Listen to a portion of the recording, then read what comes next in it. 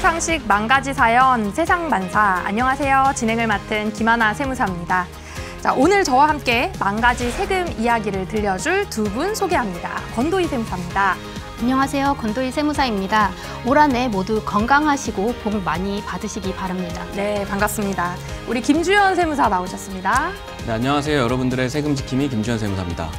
네, 반갑습니다. 자, 오늘 두 분 모시고 제가 조금 먼저 궁금한 게 있는데 혹시 두 분은 서학개미신가요? 네, 저는 조금 넣어놨습니다. 아, 조금 넣어놓으셨어요? 네. 세무사님은 어떠세요? 저도 세무사로서 유행에 뒤처질 수 없다 보니까 그 운동에 같이 동참을 했다가 상패도 당하고 네네네. 좀 안 좋은 시즌인 것 같습니다. 아, 그러시군요. 네. 저희 벌써 이제 4년 전 일이죠. 코스피가 3,000을 돌파하면서 치솟던 때가 있었거든요. 이때 막 4,000을 간다 막 이러면서 우리 이제 개인 투자자들이 이 열기를 이끌어 갔었는데요.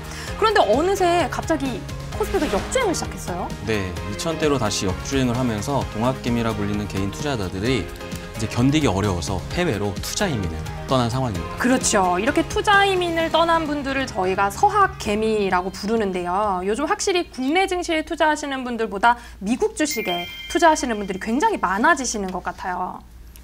네, 실제로 지난해 국내 투자자의 미국 주식 투자 규모가 약 1,179억 달러, 하나로 170조 원을 돌파를 했습니다. 정말 엄청난 금액이 미국 그러네요. 시장으로 네. 몰리고 있다라고 볼 수 있는데 결국 국내 증시가 부진하다 보니까 상대적으로 높은 수익을 얻을 수 있는 미국 시장에 많은 자금들이 몰려간 게 아닌가라고 생각을 하고 있습니다. 아마 이러한 현상은 올해도 많이 좀 이어져서 많은 개인 투자자분들이 미국으로 이제 투자 이민을 떠나시지 않을까. 예상하고 있습니다. 네, 그런 것 같아요. 국내 증시가 지금 분위기가 호조될 이 분위기가 아니다 보니까 더더욱 이런 현상이 지속될 것 같은데요. 이렇게 여러분 미국 주식에 관심을 가지시는 이유가 뭘까요? 바로 수익 때문이죠. 그렇죠? 이렇게 성공적인 투자, 성투를 하려면 해외 주식하고 국내 주식이 뭐가 다른지 잘 알아야지 투자하지 않겠습니까, 세무사님? 네, 맞습니다. 이 미국 등 해외 주식으로 성투하려면 세금 문제에 유의를 하셔야 합니다. 국내 주식을 할 때는 대부분 세금 문제를 크게 신경 쓰지 않고 있습니다.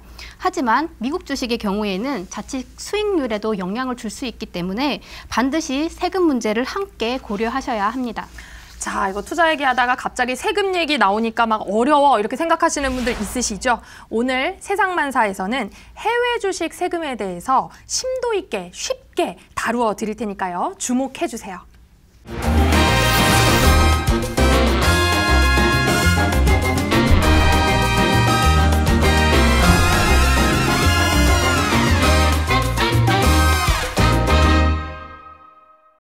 자, 세상의 만 가지 세금 뉴스를 알려드립니다. 아하 세무뉴스 이모저모 시간인데요.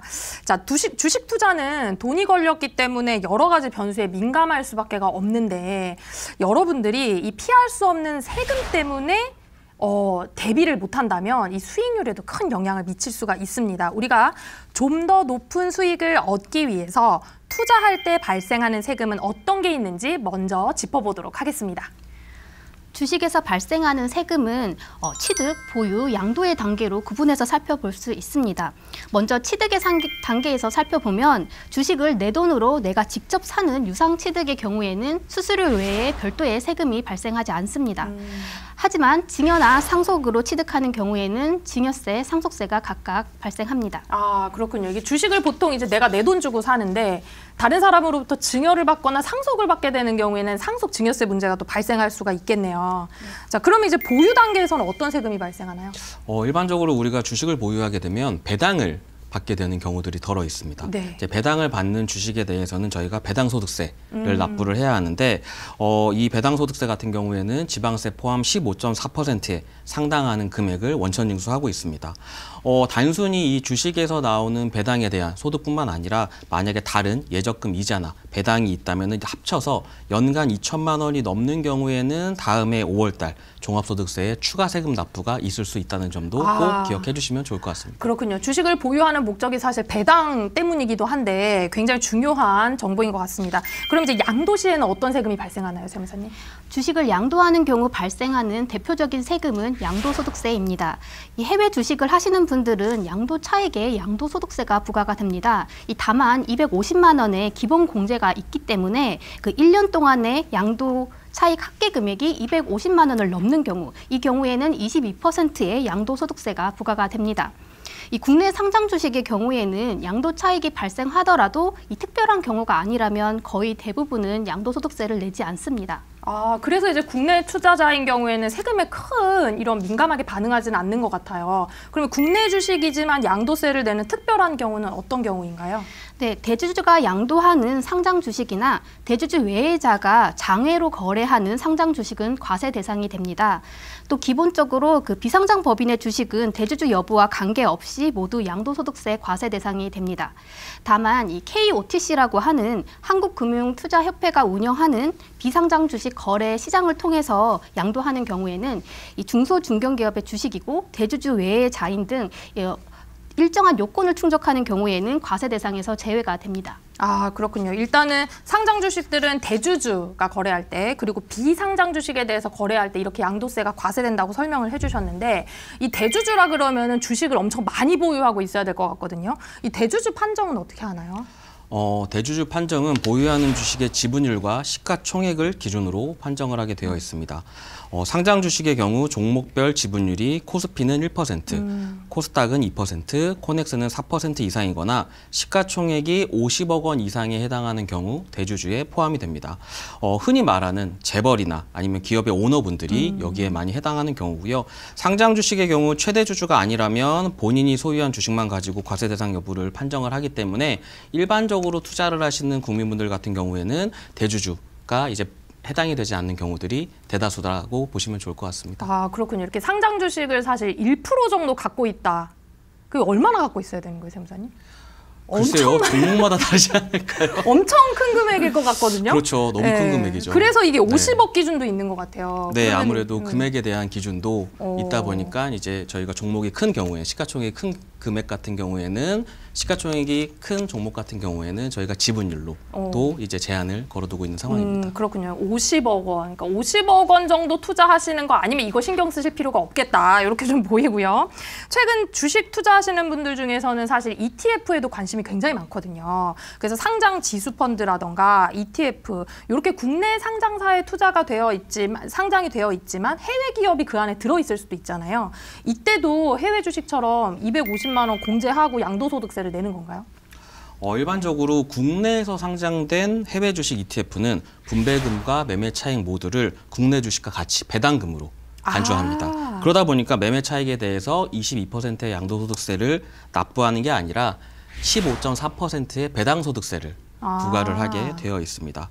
배당소득세라서 저희가 손익도 통산이 되지 않습니다. 일반적으로 뭐 미국 주식에서 이득이 난 경우 손실된 부분과 상계 처리하는 부분이 있지만 국내에 상장된 ETF 같은 경우에는 배당으로 처리가 되기 때문에 손실과는 상관이 없게 되고요. 매매 시마다 이제 차익이 발생한 경우에 15.4% 원천 징수를 하고 있습니다. 그러다 보니까 국내 상장 해외 주식 ETF는 비과세되는 기본 공제 금액 또한 없는 상황입니다. 아, 그렇구나. 그러면 해외 이렇게 상장한 ETF 같은 경우는 어때요?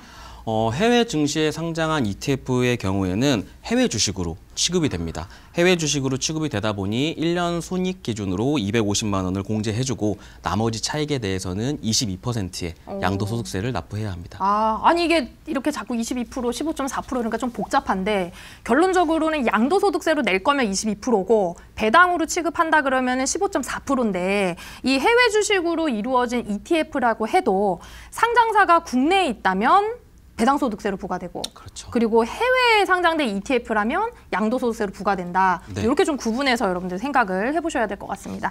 자, 이렇게 조금 이제 취득, 보유, 양도 단계에서 세금을 좀 알아봤고요. 이제 해외 주식 세금에 대해서 조금 더 깊이 있게 한번 알아보도록 하겠습니다. 자, 예를 들어서 이거 제가 궁금한 건데 미국 주식의 경우에 주식을 팔아서 이익이 났어요. 그럼 이제 달러로 제가 주식을 샀다가 판 거잖아요. 그러면 이 달러를 환전한 상태에서 세금이 매겨지는 건가요? 아니면 판 그 시점으로 어떻게 이 환전 문제는 어떻게 되나요? 네, 주식을 팔고 바로 원화로 환전하는 경우가 아니라고 하더라도 양도 차익을 계산하기 위해서는 원화 환산이 필요합니다. 근데 요새 이제 환율이 워낙에 높아져가지고 뭔가 환전하고 계산하면 손해일 것 같은데 어떻게 해야 되나요, 이건? 네, 원달러 환율이 올라서 환차익이 생겼다면 이것까지 양도 차익에 포함을 해서 세금을 계산을 하게 됩니다. 이 소득세법은 국외자산의 양도 차익을 계산을 할 때 환율 변동에 따른 손익을 통산해서 계산을 하도록 하고 있습니다. 결국 계약 체결일과 결제일 간 환율 변동에 따른 손익도 양도 차익에 포함이 되어서 과세가 되고 있습니다. 아, 이거 환율은 근데 이제 계속 바뀌잖아요. 그럼 이제 내가 주식을 파는 그 순간의 환율을 말씀하시는 거예요? 아니면 그 환전 시점의 환율을 말씀하시는 건지 어떤 날짜와 시간이 좀 설명해 주세요. 네, 해외 주식 양도 차익을 계산할 때 기준일은 실제 환전한 날짜와는 상관이 없습니다. 계약 체결일도 아닙니다. 바로 매수, 매도, 결제일이다. 이걸 꼭 기억해 주시면 좋을 것 같아요. 주식 해보신 분들은 모두 다 아시겠지만 내가 지금 주식을 판다고 해서 바로 내 계좌에 돈이 들어오는 게 아니잖아요. 맞아요, 맞아요. 이래가지고 주식 갖고 있는 거 팔아가지고 급전 쓰려 그러면 돈이 안 들어와가지고 다시 하루 이틀 급해지는 경우가 또 생기더라고요. 네, 맞습니다. 국내 증시 경우에는 영업일 기준으로 2일 후에 결제가 되게 되어 있고요. 미국 주식 같은 경우에도 국내 증권사를 통해서 거래한 경우에는 이 영업일 이후에 결제가 이루어집니다. 여기서 유의할 건 이틀이 아니라 이 영업일, 이걸 꼭 기억해 주시면 좋을 것 같아요. 주말이 껴있는 경우에는 방금 말씀 주신 대로 이틀 이상 소요가 될 수 있습니다. 예를 들어 미국 시간으로 24년 27일 금요일에 매도한 주식은 미국 현지에서 월요일인 29일에 결제가 되고요. 국내 증권사에는 24년 마지막 날인 31일에 결제되는 겁니다. 직접 계산하기 어려우신 경우에는 이용하시는 증권사 사이트에서 해외 주식 양도소득 계산 내역을 조회하시면 좋을 것 같습니다. 아, 그렇군요. 우리 해외 주식 세금 계산을 위해서 환율은 매수, 매도, 결제일 기준, 그러니까 내가 이제 이걸 팔거나 환전일 아니고요. 계약 체결일 아니고요. 매도일 아니고요. 매수, 매도, 결제일이라는 걸 다들 기억하시면 좋겠습니다. 자, 우리 해외 주식 양도세는 이익이 250만 원을 넘을 때 과세된다고 이제 세무사님 설명을 해주셨는데 수익이 250만 원 넘으면 무조건 내는 건가요? 과세 대상인 국내외 주식의 양도 차익의 합계가 연간 250만 원을 초과하는 경우에는 양도소득세를 부담하게 됩니다. 이때 개별 종목별로 판단을 하는 것은 아니고 과세 대상이 되는 주식의 손실과 이익을 모두 합산하여 판단을 하게 됩니다. 예를 들어 제가 엔비디아에서 투자해 500만 원의 수익이 났어요. 그러면 250만 원을 차감하고 나머지 250만 원에 대해서 양도소득세를 내야겠죠.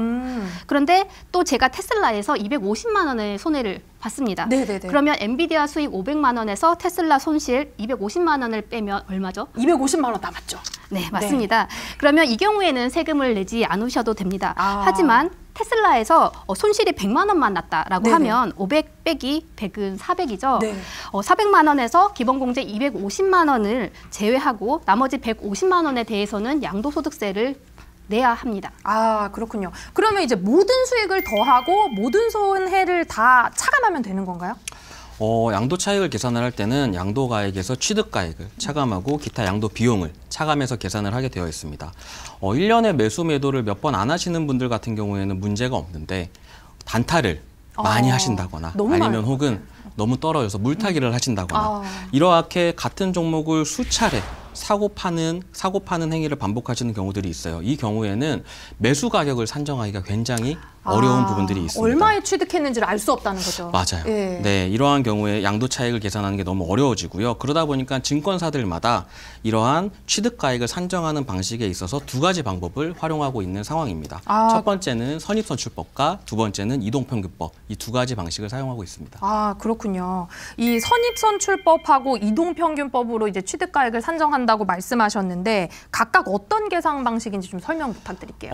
선입선출법은 말 그대로 증권사에서 가장 많이 쓰는 방법이긴 한데 선입선출법은 먼저 내가 매수한 주식을 먼저 팔았다라고 보는 겁니다. 네, 들어온 순서대로 내가 팔았다라고 보는 거죠. 그러다 보니까 수회에 걸쳐서 제가 반복적으로 주식을 취득한 경우에 내가 그 전체를 파는 게 아니라 일부만 팔았을 경우에는 내가 순서대로 먼저 산 주식을 먼저 판 것으로 본다라고 보는 걸 이제 선입선출법이다라고 생각을 해주시면 좋을 것 같아요.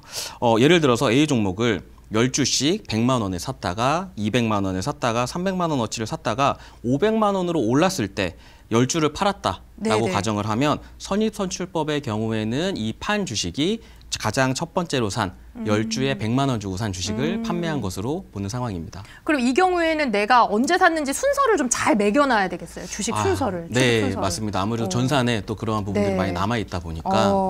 그렇군요. 그러면 이제 이동평균법은 어떻게 하는 건가요? 이동평균법은 매수한 주식의 평균 단가로 계산을 하는 방법입니다. 김주현 세무사님이 말한 예시를 똑같이 적용을 해보겠습니다. A 종목을 10주씩 주당 각 100만 원, 200만 원, 300만 원에 샀다가 500만 원 올랐을 때 10주를 되팔았다고 하면 이 이동평균법에 따른 취득가액은 100만 원, 200만 원, 300만 원의 평균인 200만 원이 되겠습니다. 그러면 이 200만 원에 산 주식 10주를 양도한 것으로 보아 양도 차익을 계산을 하시면 되겠습니다. 그러면 이 경우에는 100만 원에 산 걸 500에 팔았다. 200만 원에 산 걸 500에 팔았다. 그렇게 봤을 때는 선입선출법이 더 불리해 보이거든요. 실제로 세금을 계산해 보면 선입선출법으로 계산을 했을 때는 뭐 5천만 원에서 1,000만 원을 빼고 저희가 공제받을 수 있는 250만 원을 제외한 나머지 금액의 22%를 곱하면 825만 원의 세금을 내야 합니다. 만약에 같은 상황에서 이동평균법을 적용을 하면 5천만 원에서 2천만 원을 빼고 그리고 250만 원을 제한 금액에서 22% 세율을 곱하면 605만 원의 세금만 내면 됩니다. 세금이 200만 원 가량 차이가 나게 되죠. 크게 차이 나는 것 같아요. 200이면 지금 주식을 몇 개를 더 사는데 굉장히 큰 차이인데 그러면은 이동평균법 방식이 사실 더 유리하다고 봐도 될까요? 앞서 설명한 예시의 경우에는 이동평균법이 더 유리한 것처럼 보이지만 반대로 주가가 내리막을 탈 때는 선입선출법으로 이제 계산을 했을 때가 세금을 덜 내는 경우도 있습니다. 이 비교적 높은 가격에 산 주식을 먼저 판 것으로 계산하기 때문입니다. 그래서 어떤 것이 절대적으로 유리하다고는 말할 수가 없습니다.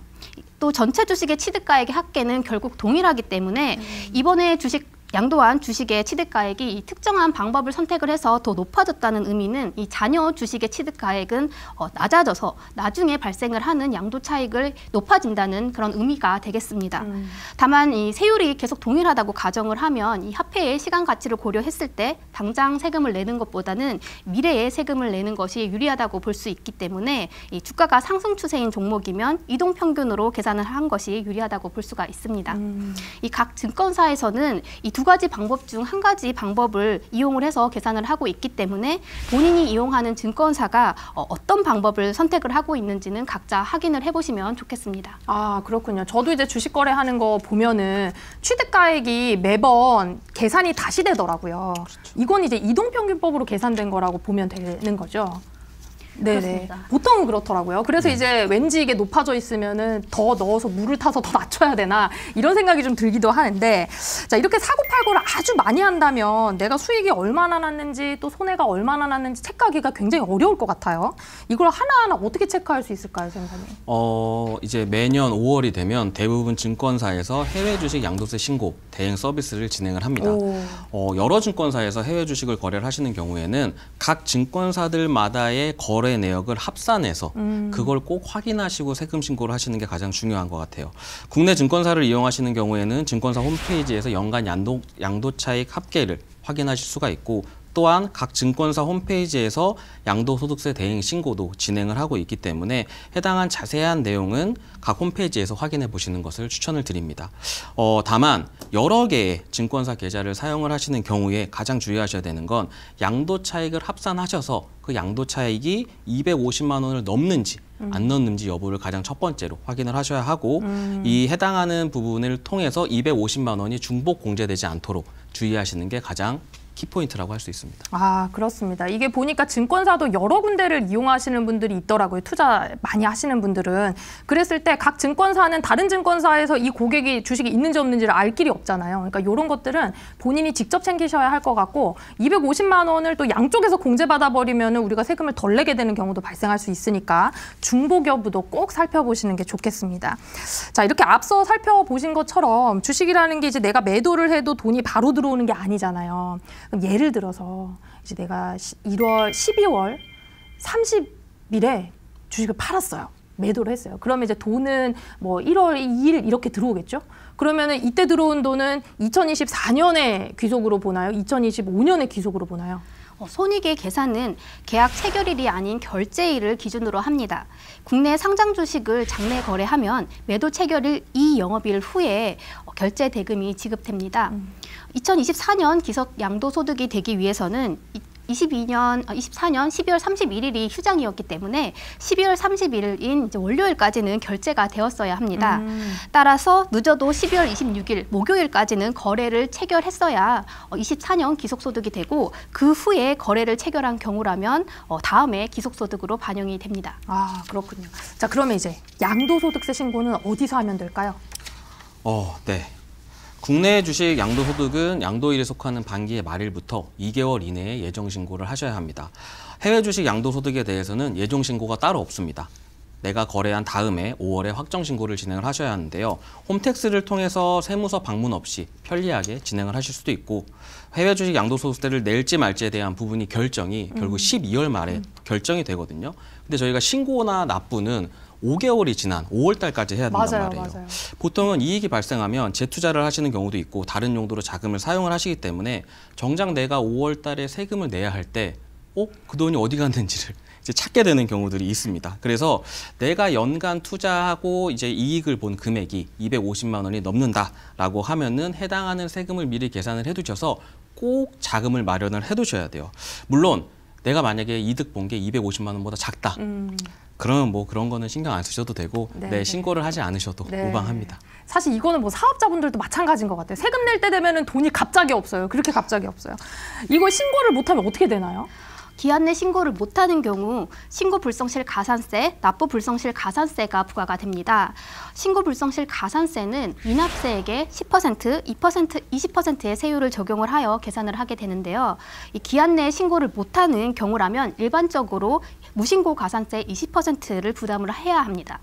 다만 6개월 이내에 기한 후 신고를 하거나 또 2년 이내에 수정 신고를 하게 되는 경우에는 이 신고 불성실 가산세 중 일부를 감면을 받으실 수가 있습니다. 또 납부 불성실 가산세의 경우에는 미납일수에 따라서 증가를 하는 구조를 가지고 있기 때문에 하루라도 빨리 신고, 납부를 진행을 하시기를 추천을 드립니다. 네, 이렇게 사례를 들어서 해외 주식 양도소득세에 관해서 쉽고 자세하게 알아봤습니다. 자, 이제는 양도소득세 외에 배당소득세에 대해서도 이야기를 좀 해봐야 될 것 같은데요. 배당소득세는 투자 수익이 얼마인지 상관없이 무조건 내는 건가요? 세법에서 말하는 배당소득이란 주식 등에 투자하여 그 지분율 또는 출자 비율에 따라 분배받는 이득을 의미합니다. 수익 분배의 성격이 있는 소득도 넓게 포함해요. 결국 이제 포괄적으로 보겠다라고 하는 부분을 꼭 기억해 주시면 좋을 것 같습니다. 따라서 영농조합법인의 배당처럼 일부 비과세되는 소득을 제외를 하고는 내 주식이 마이너스라도 손실이 났더라도 내가 그 주식을 보유함으로써 배당을 받았다면 무조건 배당소득세를 납부하셔야 됩니다. 국내의 경우에는 배당소득을 지급할 때 원칙적으로 15.4%의 세율로 원천 징수를 하고 있고요. 만약 소득을 수령하는 자의 연간 금융소득이 2천만 원이 이하인 경우에는 이 15.4%의 원천 징수로 세금 납부는 종결됩니다. 아, 그렇군요. 우리나라 같은 경우에는 배당소득세가 15.4%인데 제가 알기로는 이제 미국 주식 같은 경우는 15%라고도 하고 홍콩이나 싱가포르 같은 경우에는 배당소득세가 아예 없다 그러더라고요. 그러면 오히려 이제 그런 쪽으로 투자를 하는 게 더 이익일까요? 배당소득세 같은 경우에도 국가별로 차이가 있습니다. 말씀 주신 대로 미국 주식의 경우에는 15%로 현지에서 원천 징수를 하는 반면에 중국은 10%, 일본은 15.315%, 홍콩이나 싱가포르는 배당소득세가 아예 없어요. 네, 그러다 보니까 말씀 주신 대로 야 그럼 나 배당소득세 없는 데 가서 투자하면 훨씬 더 이득 보는 거 아니야? 없으니까. 네, 이렇게 생각을 하실 수 있겠지만 안타깝게도 우리나라 국세청이 그렇게 호락호락하지 않습니다. 그렇죠. 네, 거주자, 그러니까 우리나라 국민이 해외 주식 배당 소득에 대한 부분은 각 나라가 맺은 조세 조약과 각국의 세법에 따라서 현지에서 먼저 원천 징수가 되고요. 그 현지 세율이 국내 세율보다 낮은 경우에는 그 차액을 국내에서 다시 원천 징수를 하게 되어 있습니다. 홍콩이나 싱가포르가 0%라고 하더라도 국내에서 15.4%로 다시 원천 징수를 하게 되어 있습니다. 결국은 다 내게 되어 있습니다. 네, 이 부분에서 놓치기 쉬운 부분이 있습니다. 이 해외 주식을 국내 증권사를 통하지 않고 직접 투자하시는 분들이 계십니다. 이 경우에는 국내에서 차율에 대한 원천 징수가 이루어지지 않습니다. 따라서 금융소득 2천만 원 초과 여부와는 무관하게 무조건 다음해 5월 종합과세로 신고를 진행을 하셔야 합니다. 다만 이때 해외에서 납부한 세금은 일정 한도 내에서 이 외국 납부 세액 공제를 적용할 수 있으니 이 부분을 놓치지 마시기 바랍니다. 자, 이렇게 이제 배당소득세가 발생하게 되면은 우리는 배당소득이 늘어나는 거니까 이 건강보험료가 같이 올라간다 그래서 이 부분도 궁금해하시는 분들이 많거든요. 네, 일반적으로 직장가입자 기준으로 말씀을 드리면 연간 2천만 원을 초과하게 되는 경우에는 건강보험료에 대한 추가 보험료를 납부를 하게 되어 있습니다. 이때 저희가 포함하는 금액이 이자와 배당소득이 포함이 되게 되어 있습니다. 그러다 보니까 이 직장에 다니시면서 주식 투자를 하시는 분들 중에 연간 금융소득이 2천만 원이 넘어간다 그러면 단순히 5월 달에 양도소득세를 내는 것으로 끝나는 게 아니라 건강보험료 정산까지도 꼭 고려를 해주시는 게 중요합니다. 지역가입자 같은 경우에는 소득 및 재산을 기준으로 보험료를 부과를 하기 때문에 이자와 이 소득을 산정할 때 이자와 배당도 이제 산정을 하게 되어 있습니다. 다만 두 경우 모두 이자 소득과 배당 소득이 1,000만 원 미만인 경우에는 건강보험료 산정 시 합산이 되지 않기 때문에 이 부분도 꼭 기억을 해주시면 좋을 것 같습니다. 그러니까 이 2천만 원이 굉장히 큰 기준이 되는 것 같은데 배당으로 2천만 원 받으려면 얼마나 투자해야 되는 거예요, 이거? 얼마나 많이 해야 배당을 막 한 20억 이렇게는 해야 될 것 같은데 어쨌든 회사를 다니면서 배당을 2천만 원 이상 받으신다. 그럼 건보료가 추가로 나온다고 보셔야 될 것 같아요. 그런데 회사를 다니지 않는 지역가입자인 분들은 1,000만 원이 넘어가면 우리 건강보험료가 올라갈 수 있다. 이렇게 좀 기억을 하시면 좋을 것 같습니다. 자, 마지막으로 해외 주식 세금 낼 때 유의할 점 한번 말씀해 주세요. 네, 국외 주식은 예정 신고 없이 확정 신고만 가능하기 때문에 예정 신고 시 국외 주식 양도 차선을 국내 주식의 양도 차익과 통산을 하여 과소 신고하거나 과소 납부하는 경우가 발생하지 않도록 주의를 하셔야 합니다. 또한 손익 통산은 양도소득세 과세 대상인 경우만 가능하기 때문에 이 소액 주주인자가 그 국내 상장 주식을 장내 거래하여 얻은 손실을 국외 주식에서 발생한 수익과 상계할 수 없다는 점도 기억을 해주시면 좋겠습니다. 네, 주식에 관한 기본적인 것들 한번 알아봤습니다. 기본적이라고 하기에는 여러분 좀 많이 어려우셨죠? 그래서 저희가 이제는 좀 사연과 또 다른 사례들로 조금 더 쉽게 이야기를 해보도록 하겠습니다. 자, 잠시 후 주식세금 절세법 짚어보겠습니다.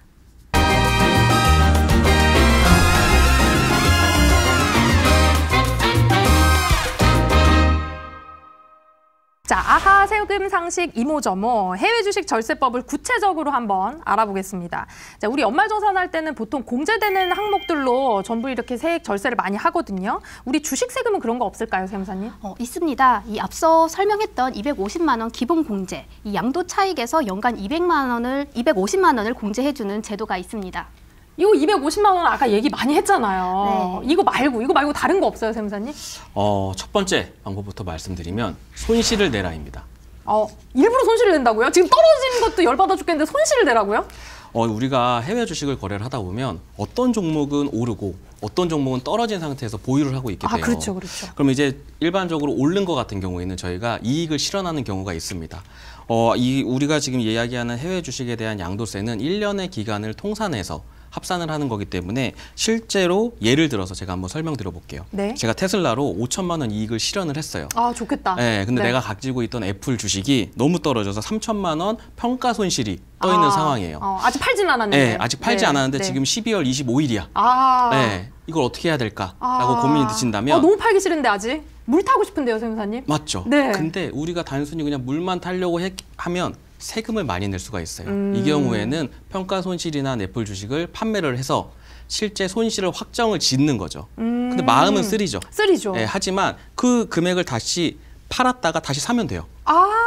그러면 내가 보유한 2천만 원 애플 주식은 그대로 있는 거죠. 아. 다만 내가 내야 되는 세금이 확 줄어들게 됩니다. 예를 들면 5천만 원 기준으로 우리가 평가차익 5천만 원 기준으로 세금을 내려고 하면 대략 1억 원이거든요. 근데 3천만 원 평가 손실을 실현시켰더니 실제 우리가 내는 세금은 400만 원 정도만 납부하면 끝나기 때문에 600만 원을 절세할 수 있는 방법입니다. 1,000만 원 세금 낼 걸 지금 400으로 막을 수 있는데 그거 지금 손실 나는 게 문제냐. 그렇죠. 그리고 어차피 손실 난 거를 다시 되사면 되는 거니까 이거 굉장히 좋은 생각인 것 같아요. 이렇게 손절하는 게 더 나은 거죠, 세무사님.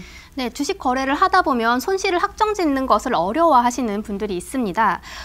해외 주식을 한다면 좀 더 전략적으로 접근을 하셔야 합니다. 이 앞서 말한 사례처럼 손실을 확정하고 다시 구입하는 선택만으로 세금을 줄일 수 있다는 사실을 기억하셔야 하고요. 또 아낀 세금으로 미국 주식을 또 추가 매수할 수 있다라고 하면 당연히 손실을 확정하고 또 매수하는 게 좋은 방법이겠죠. 아, 그렇구나. 이렇게 손절을 해가지고 세금을 아껴서 그걸로 주식을 더 살 수 있다면 여러분들 생각을 한번 해보시면 좋을 것 같습니다. 네, 손실을 이렇게 내는 거 말고 혹시 다른 절세 방법도 있을까요? 네, 두 번째 방법은 배우자에게 넘겨라입니다.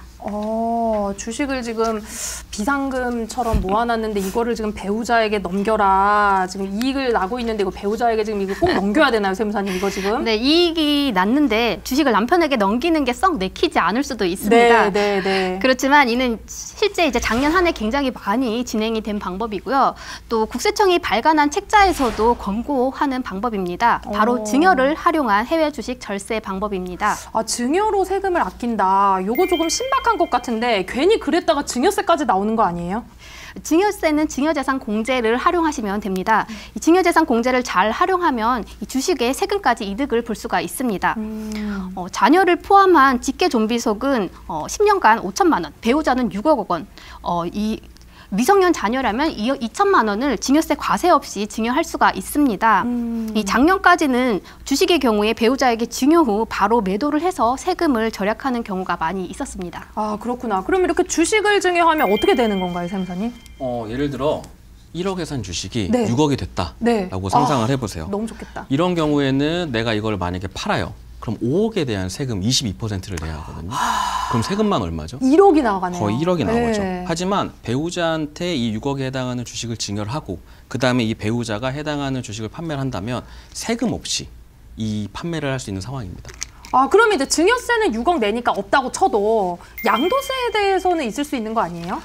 제가 아까 말씀드린 것처럼 이 증여하는 시점에 이 주식의 양도가액을, 취득가액을 6억으로 저희가 맞출 수가 있는 부분입니다. 결국 증여하는 시점에 평가액이 6억 원이 되는 거기 때문에 실제 판매한 금액도 6억이지만 배우자가 취득한 금액도 6억으로 맞춰지다 보니까 양도 차익이 0원에 떨어지게 되죠. 아, 그래서, 마법이 일어나네요. 네, 그러다 보니까 이 주식 이러한 방법 같은 경우에는 작년 한 해 정말 많이 활용이 된 방법입니다. 근데 국세청이 올해 법을 개정을 했죠. 아, 그랬나요? 네, 올해 법이 개정이 되면서 주식의 경우 증여 후 1년이 지나야지만 이제 해당하는 취득가액을 인정받을 수 있기 때문에 올해 주식 증여를 고민하고 계신 분들이 계시다면 미리 판매 시기를 결정을 하시는 상담을 통해서 꼭 실현하시기 바랍니다.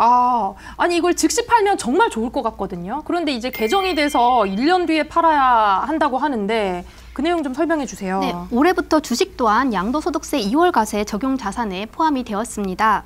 양도세 2월 과세란 배우자나 직계 존비속으로부터 증여받은 자산을 양도를 할 때 증여받은 사람이 아닌 당초 증여한 사람의 취득가액을 기준으로 양도 차익을 계산을 하는 것을 말합니다. 예를 들어 아내가 2억 원에 취득한 주식을 이 시가 5억 원인 시점에 남편에게 증여를 하였다고 가정을 해보겠습니다. 네. 남편이 6억 원에 매도를 하였다고 하면 양도 차익은 얼마일까요? 6억 원 매도하고 5억 원 증여받았으니까 1억이요. 네, 맞습니다. 하지만 이 경우는 1년 후에 팔았을 때만 적용이 됩니다. 1년 이내에 아내에게 증여받은 주식을 남편이 판다면 아내가 처음 주식을 취득했을 당시의 가액인 2억 원을 취득가액으로 하여 양도차익을 계산을 하게 되므로 따라서 이 양도차익이 4억 원이 됩니다. 이처럼 증여 후 1년 이후 이내 주식을 판다면 증여 시점에 시가인 5억 원을 인정받지 못하게 됩니다. 이 부동산의 경우에는 이미 해당 2월 과세 규정이 예전부터 예전부터 적용이 되고 있었습니다. 토지, 건물, 특정 시설물 이용권, 또 부동산을 취득할 수 있는 권리의 경우에는 이 증여일부터 10년 이내에 매도를 하는 경우에는 이런 양도세 2월과세 규정이 적용이 됩니다. 근데 이제 세무사님들께서 말씀해 주신 거는 예시로 드셔서 이게 뭐 증여시 때 5억이었다 뭐 이런 것들이 계산이 되는 것 같은데 사실 주식은 매번 이렇게 시세가 계속 바뀌잖아요. 그러면 이건 어떤 금액을 기준으로 증여가액을 산정하는 건가요?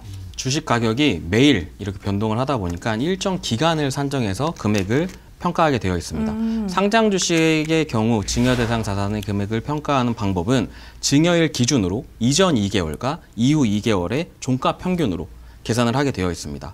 그러다 보니까 지금 현재 6억 정도를 배우자 공제를 하려고 증여를 하신 거예요. 네. 근데 이게 주가가 올라간 거예요. 2개월 동안 계속 2개월 동안 올라간 네. 거예요. 그러다 보니까 나는 처음에 증여세가 없을 거라고 해서 증여를 했는데 실제 증여세 신고를 한 2달 후에는 내가 증여세를 납부해야 되는 상황이 생길 수도 있다라는 거죠. 결국에는 주가의 흐름에 따라서 증여의 시기도 잘 고려를 하셔야 되고 그렇다고 근데 주식이 올랐는데 싫을 건 아니거든요. 그렇죠. 싫은 건 아니죠. 세금을 조금 내실 뿐이죠. 네. 그렇군요. 이렇게 주식이 왔다 갔다 시세가 이렇게 급변하기 때문에 이런 타이밍을 우리가 뭐 예측한다 이런 거 진짜 말도 아니에요. 이걸 예측하려면 세금에 쓸 게 아니라 주식 투자하는데 더 집중을 해야 될 것 같은데 어쨌든 이런 부분 여러분들이 좀 잘 기억을 하셔야 될 것 같고 자, 제가 또 궁금한 건 증여받을 주식을 팔아서 다시 그 현금을 배우자에게 주는 거예요? 그럼 이것도 증여가 되는 건가요? 예를 들어서 이제 아내가 남편에게 양도세를 아끼려고 주식을 증여했어요. 근데 1년 내에는 못 판다고 하니까 1년 기다렸다가 다시 이거를 팔았어요. 그리고 그 돈을 다시 아내에게 줬어. 왜냐면 아내는 남편에게 정말로 줄 생각이 저는 전혀 없거든요. 저는 줄 생각이 전혀 없는데 이걸 가져갔어. 현금을 내놔라. 이랬을 때 이것도 증여가 되나요, 세무사님? 어떨 것 같으세요? 국세청이 어떻게 볼까요? 이거까지 증여로 보면 조금. 네. 일반적으로 이 증여를 인정을 받기 위해서는 그 해당하는 재산의 권리가 증여받은 사람한테 귀속이 돼야 돼요. 근데 말씀 주신 대로 만약에 내가 배우자한테 증여를 하고 배우자한테 내가 당신 명의만 빌린 거야. 나한테 돈 다시 갖고 와. 이러면 이 해당하는 부분들에 대해서는 나중에 증여세가 발생할 수 있는 부분이 있습니다. 결국에는 이게 국세청이 봤을 때는 명의를 도용한 거죠. 예. 그렇죠. 예. 그러다 보니까 이러한 부분들에 대해서도 꼭 고민을 해보셔야 되는 거고 결국 이렇게 또 일반적으로 주식을 증여하는 경우도 있지만 여러 가지 자산을 배우자분과 왔다 갔다 하시는 경우들이 있거든요. 이때는 10년에 6억이라는 기간 그리고 이 금액을 꼭 주의하시면 좋을 것 같아요. 주식 말고도 뭐 부동산이 되실 수도 있고 다른 양도 자산들, 다른 증여 재산들에 대해서도 꼭 합산을 하셔야 되니까 이런 것들을 미리 꼭 검토를 해보시고 나중에 내야 될 세금을 덜 내는 방법까지도 고민을 많이 해보셔야 합니다. 그러니까 여러분 이거 세금 아끼려다가 그냥 비자금이 몽땅 다 배우자한테 넘어가는 수가 있으니까 생각을 잘 하셔야 돼요. 그냥 세금 내는 게 나으실 수도 있습니다. 자, 그럼 배우자가 없는 우리 결혼 안 한 분들은 어떻게 하는 게 좋을까요? 어떤 좀 비법이 있을까요, 세무사님? 네, 아직 미혼인 분들의 경우는 부모님께 증여를 하는 경우가 많이 있습니다. 하지만 이 경우 꼭 기억을 해야 하는 부분이 있습니다. 이 해당 자금을 부모님이 사용을 하지 않고 다시 자녀에게 보내준다면 그 부분 동안 그 부분에서 다시 증여 문제가 발생할 수 있다는 사실을 꼭 기억을 하셔야 합니다. 마찬가지네요. 마찬가지예요. 네. 자, 우리 해외 주식 세금 절세법에 관해서 알아봤습니다. 수익과 손해를 합산해서 양도 차익을 줄이는 방법, 그리고 배우자 등에게 진짜로 실제로 증여하는 방법. 배우자에게 증여할 때는 1년 이내에 팔면 애초에 배우자가 취득한 당시의 금액으로 적용되니까 2025년부터 요거 개정사항이 있으니까 꼭 확인하고 주의 깊게 실행하시기를 바라겠습니다.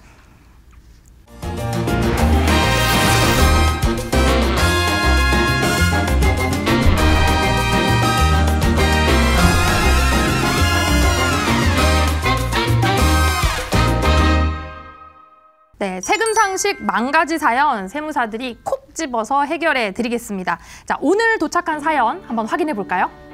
몇 년 전 남편과 저는 같은 종목의 주식을 각각 5천만 원씩 샀고요. 현재 3배가량 수익이 났습니다.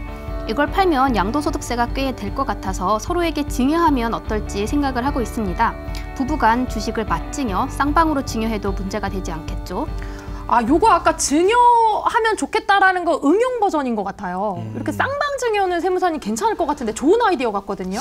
부부간 쌍방 증여 자체는 가능합니다. 이 사례에서처럼 5천만 원에 3배 정도 수익이 나셨으니까 1억 5천만 원 정도 되겠죠. 배우자 증여재산 공제 6억 원 안에 들어가기 때문에 증여세 이슈가 없는 방법입니다. 하지만 문제가 하나 있습니다. 앞서 말씀드린 대로 2025년 1월 1일부터 증여분에 한해서는 양도세 2월 과세 규정을 적용받기 때문에 1년 이내에 이 주식을 매도한다. 그러면 원래의 취득가액인 5억 원을 기준으로 세금을 계산을 해야 5천만 원을 기준으로 세금을 계산을 해야 하기 때문에 이 부분을 만약에 당장 매도를 하셔야 된다라고 하면은 실익이 없는 방법이긴 합니다. 네, 또 추가적으로 증여하는 재산이 이제 같은 종목의 주식이고 동시에 쌍방으로 증여가 이루어지는 경우 국세기본법상의 실질과세 원칙을 검토를 해볼 필요가 있겠습니다. 이 국세기본법에서는 제3자를 통한 간접적인 방법이나 다단계 행위 등을 통해서 세법의 혜택을 부당하게 받기 위한 것으로 인정되는 경우에는 이 경제적 실질 내용에 따라 당사자가 직접 거래를 한 것으로 보거나 연속된 하나의 거래를 한 것으로 보아 세법을 적용한다라고 명시를 하고 있습니다. 이때 이 조세 회피 등 여러 가지 전후 사정을 고려하여 판단을 하게 되는데 만약 해당 사연에서 교차 증여 후 매도를 통해 내야 했을 세금을 크게 줄어든 경우 이런 상황을 과세관청이 인지를 하고 부당하다고 판단을 하는 경우에는 이 실질과세 원칙을 적용을 해서 이 부부가 본인의 주식을 직접 팔아서 현금을 증여한 것으로 재구성할 가능성도 존재하지 않을까 우려가 됩니다. 아, 그렇구나. 저는 이거 굉장히 좋은 방법 같거든요. 어차피 내 비자금을 줄 것 같으면 상대방 비자금이라도 받아와야 되잖아요. 이렇게 해서 저는 굉장히 이거 합리적인 방법이다 생각을 했는데 지금 말씀하신 이제 실질과세 문제가 좀 마음에 많이 걸리네요. 그러니까 여러분 부부간에 맞증여가 가능하긴 한데 이게 너무 동일한 거래고 너무 그 세금 회피의 의도가 보인다? 그러면 국세과세관청에서는 이걸 현금을 증여한 것으로 재구성할 가능성이 있다는 점, 이 부분 좀 여러분 주의하셔야 될 것 같습니다. 이런 것들이 이제 너무 어렵다면 사실 저희 같은 세무 전문가들과 상의를 해보시는 게 가장 좋습니다. 자, 우리 세금 상식 만가지 사연, 또 다른 사연 한번 확인해 볼까요? 김주현 세무사님. 주식으로 큰 수익을 내는 아들을 보며 주식이나 해볼까 싶었는데 자신이 없었습니다. 그랬더니 아들이 대신 투자를 해준다고 하네요. 작은 아파트를 팔고 4억 원가량 현금이 있었는데요. 그걸 아들에게 줬더니 14개월 만에 5억 원이 되어 돌아왔습니다. 대신 투자해 준 건데 제가 아들에게 준 4억 원이 문제가 될 수 있나요? 아들은 수수료 하나 떼지 않고 10개월 만에 1억 원을 더해 5억 원으로 다시 돌려줬어요. 혹시 아들이 불려준 1억 원 문제가 될 수 있을까요? 이거 완전 아들이 효도한 거 아니에요, 세무사님? 야, 아들이 이런 일들이 근데 종종 있는 것 같아요. 이게 주식이 워낙에 이제 많이 오르다 보니까 주변 친척이나 가족에게 부탁을 해서 자, 이렇게 이제 아버지가 아들에게 4억을 맡기고 거기에서 1억 원을 수익을 받았는데 이거를 다시 되돌려받으면 증여가 될 수 있는지 물었는데 어떤가요, 세무사님? 실제로 가족 간의 계좌이체 거래를 하실 때를 가장 주의하셔야 돼요. 뭐 향후 이제 상속세 등의 문제가 발생을 했을 때 세금 문제가 부가적으로 발생을 할 수 있습니다. 저희가 이렇게 개인의 통장을 여는 상속세 신고의 경우에는 최장 가족의 계좌를 10년 동안을 보게 되잖아요. 그럼 이러한 부분들에 있어서 실제 부모와 자식 간의 4억이라는 돈이 같고 그다음에 또 5억으로 이게 불려져서 왔단 말이에요. 그렇죠. 이 금액이 어떠한 금액인지 소명을 잘 하는 게 중요할 것 같습니다. 근데 이게 지금 영원히 준 것도 아니고 잠시 이제 맡겨놔서 실제 내 이제 자금을 좀 운용해 달라. 그런 것들을 좀 계약서나 뭐 이런 무슨 뭐 공증이나 이런 거라도 좀 받아놓으면 도움이 될까요? 실제로 이제 이럴 것 같아요. 뭐냐면 만약에 내가 이걸 아들한테 돈을 줘서 대신 투자해 준 거다. 네. 그러면은 이게 어쨌든 따지고 보면은 차명으로 거래를 한 부분으로 될 거고 만약에 이거를 아들이 이자를 보태서 준 거다. 그러면 또 이자에 대한 부분을 또 세금을 매길 거고. 뭔가 복잡해지네요. 네, 이자를 뭐 예를 들면 이 4억 원과 5억 원, 4억 원에서 5억 원으로 가면서 아들이 또 이자는 주지 않았다. 그럼 또 4억 원에 대한 무상증여로 봐서 해당하는 자금에 대한 차입금에 대한 이자 금액에 대한 증여세가 나올 수도 있고요. 그렇구나. 그러면 이제 아버지 돈을 대신 투자해 주면 안 되면 이건 어떤 방법으로 해야 돼요, 세무사님? 네, 이런 경우엔 부모님의 자산을 대신 운용하더라도 꼭 부모님 개인 계좌를 이용하시는 것을 추천합니다. 그렇구나. 네, 자녀의 계좌에서 자산을 운용 후 다시 이제 부모님 계좌로 이전을 하는 경우에는 이 자녀의 계좌에 최초 입금한 시점에 증여한 것으로 한번 추정을 하고 또 부모님 계좌에 다시 이전한 시점에 또 다시 증여한 것으로 보아 과세가 될 위험이 있습니다. 그러니까 증여를 한번 하고 또 다시 내가 증여 받은 것처럼 해서 네, 이중으로 맞을 수 있으니까 그런 경우가 있겠네요. 자, 여러분 부모님을 도와드리고 싶으시면 이렇게 조언을 해드리는 걸로 돈을 받아오실 거면 그냥 아버지에게 아예 증여를 받아서 내가 하는 걸로 그렇게 가야 될 것 같습니다. 자, 우리 다음 사연 한번 확인해 보겠습니다. 네, 국민주로 불리는 삼땡 전자주식을 300주 가지고 있습니다. 손해가 꽤 크지만 오를 때까지 가지고 있을 생각입니다. 이왕 기다리는 김에 주가가 쌀 때 12살 아들에게 증여하면 어떨까 고민 중입니다. 주가가 내려갔을 때 증여하는 게 좋지 않을까 싶어서요. 세무사님들의 생각은 어떤가요? 혹시 유의할 점이 있을까요? 이 증여 후 주가가 크게 오르면 그때 제가 매도하라고 권하는 건 문제가 없을까요? 이거는 이제 아까 문제하고 조금 반대 문제인 것 같습니다. 자, 요즘에 여러분들 속앓이 많이 하고 계실 것 같아요. 이 삼땡전자 주식 주가가 굉장히 낮은 상황인데 이렇게 낮은 거를 오히려 자녀에게 물려주기에 좋은 상황이기는 한가요? 네, 뭐 장기적으로 주가가 오를 거라고 생각을 하시면 소유하고 있는 주식을 증여하는 것도 한 가지 방법입니다. 물론 지금처럼 주가가 내려간 상태라고 하면 이 미성년 자녀 공제 한도 2천만 원 내이기 때문에 증여세도 발생하지 않습니다.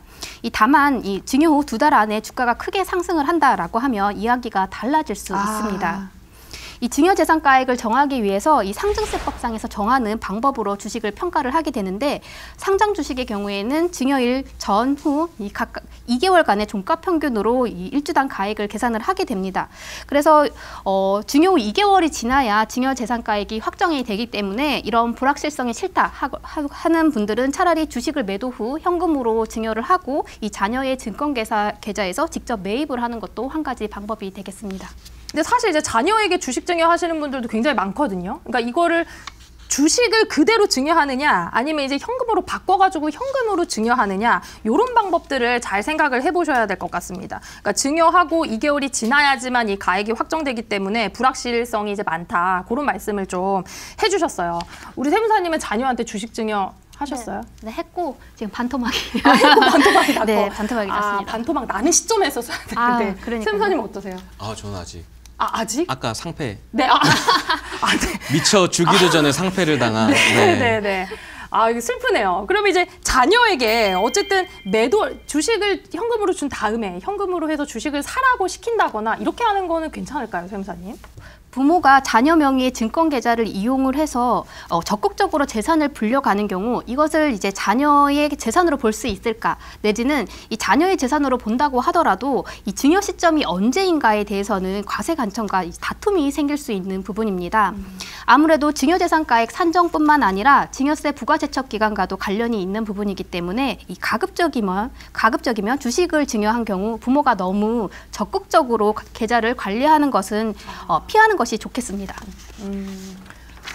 그러니까 부모가 자녀 계좌를 마치 내 계좌처럼 너무 적극적으로 관리하면 조금 위험할 수 있다 그 말씀이신데 요즘 아이들이 이제 세뱃돈이나 용돈을 받으면 그걸 이제 부모님한테 엄마한테 맡겨라 이러지 않고 뭐 본인 주식 계좌에 넣는다거나 뭐 이렇게도 하는 것 같더라고요. 이렇게 이제 자녀가 받은 세뱃돈에 대해서는 증여로 보면 안 되겠죠? 우선 미성년자 자녀한테 저희가 줄 수 있는 세금 없이 줄 수 있는 금액은 10년 동안 2천만 원의 증여재산 공제가 있습니다. 세뱃돈 같은 경우에는 이제 세법에서는 그렇게 표현을 해요. 사회통념상 인정되는 범위 안에서 비과세 증여재산으로 볼 수 있다. 근데 각 집안마다 사회통념이 달라요. 집안 통념이 달라요. 네, 집안 통념이. 너무 달라요. 그러다 보니까 이러한 부분들에 대해서도 조금 이제 과세관청이 보기에는 아니면은 좀 너무 과하다. 이러한 부분들의 경우에는 비과세를 못 받고 나중에 증여세, 과세 대상이 될 수가 있습니다. 일반적으로 몇십만 원의 세뱃돈을 받는 경우에는 저희가 이러한 범위 안에 들어가기 때문에 증여세 과세가 안 되지만 정말 거액의 세뱃돈을 반복적으로 받는다. 그리고 그 반복 받은 금액을 기준으로 자산을 증식한다라고 하면 나중에 증여세 과세 대상이 될 수 있다는 점을 꼭 기억해 주시면 좋을 것 같습니다. 설날이 아닌데도 자꾸 이제 세배를 해서 세뱃돈을 받고 이렇게 늘리고 막 이런 거는 말도 안 된다. 네. 제가 사실은 이 통상적인 세뱃돈이 얼마인가 이게 너무 궁금한 거예요. 이제 설날이 얼마 안 지났는데 통상적인 세뱃돈이 얼마 정도 될 것 같아요, 세무사님? 글쎄요, 10만 원? 10만 원 정도? 세무사님 어떠세요?